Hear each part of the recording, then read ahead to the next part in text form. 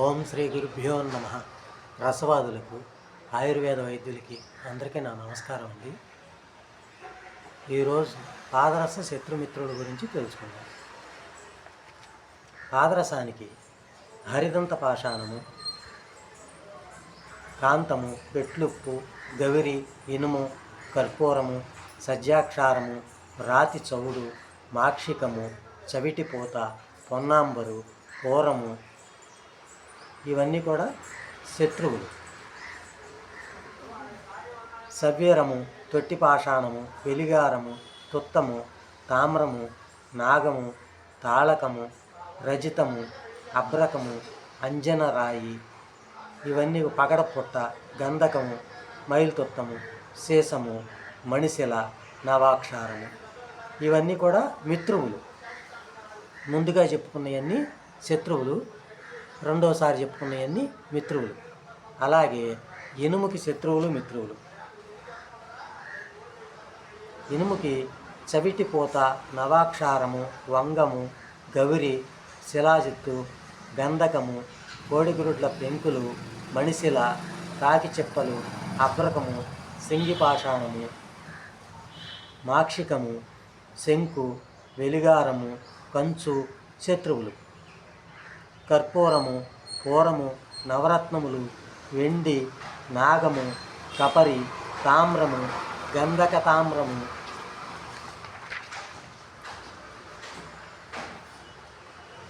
భూనాగము, మయూర తామ్రము మిత్రువులు. అయితే ఇనుముకి ఏ శత్రుమిత్రువులు వస్తాయో సూదంటు రాయికి కూడా అవే వస్తాయి.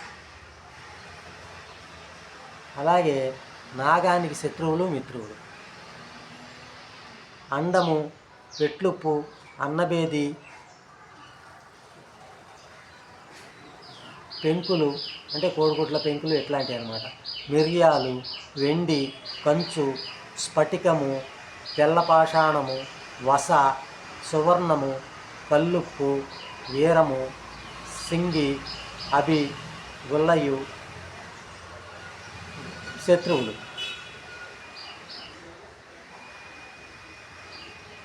కాంతము, అబ్రకము, గంధకము, పాదరసము, రాగి, క్షారంబు, హేమమాక్షికము, సీసము, మయూరాబ్రకము, శిలాసత్తు, గవిరి, భూనాగము, ఇవన్నీ కూడా మిత్రువులు.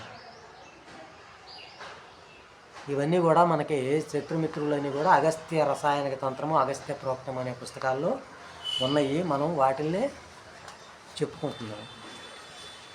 అలాగే నల్లచేసానికి శత్రువులు, మిత్రులు. కాకి చెప్పలు, కాంతము, కోడిగుడ్ల ప్రెంకులు, నత్తగొల్లలు, గవిరి, రాతి సున్నము, సత్తు,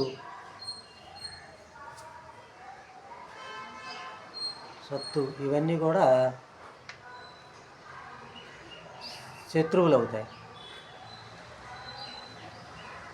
తెల్ల తగరము, రసము, భూనాగము, తామ్రకేసి, తామ్రములు, సీసమును, నాగతామ్రములను, ఇవన్నీ కూడా మిత్రువులు.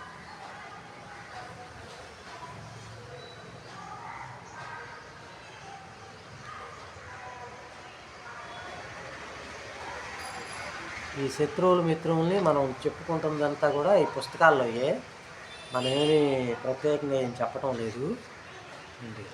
అయితే కొంతమంది వెలిగారానికి నవాక్షారము మిత్రువా, శత్రువా అని అడుగుతున్నారు. వెలిగారానికి నవాక్షారం మిత్రువేనండి, పటికి శత్రువు. వెలిగారానికి ఏవైతే మిత్రువులు అవుతాయో అవన్నీ కూడా పటిక్కి శత్రువులుగా చెప్పబడుతున్నాయి. పటిక్కి ఏవైతే మిత్రులు అవుతాయో అవన్నీ కూడా వెలిగారానికి శత్రువులుగా చెప్పబడుతున్నాయి. ఎందుకంటే ఆ రెండు ఒకటి ప్రకృతి, ఒకటి పురుషుడి కింద మనం అనుకుంటాం కాబట్టి. ఎందుకంటే ఇదేమో క్షారము, టంకణ క్షారము అంటారు, అదేమో పటిక కారము అంటారు.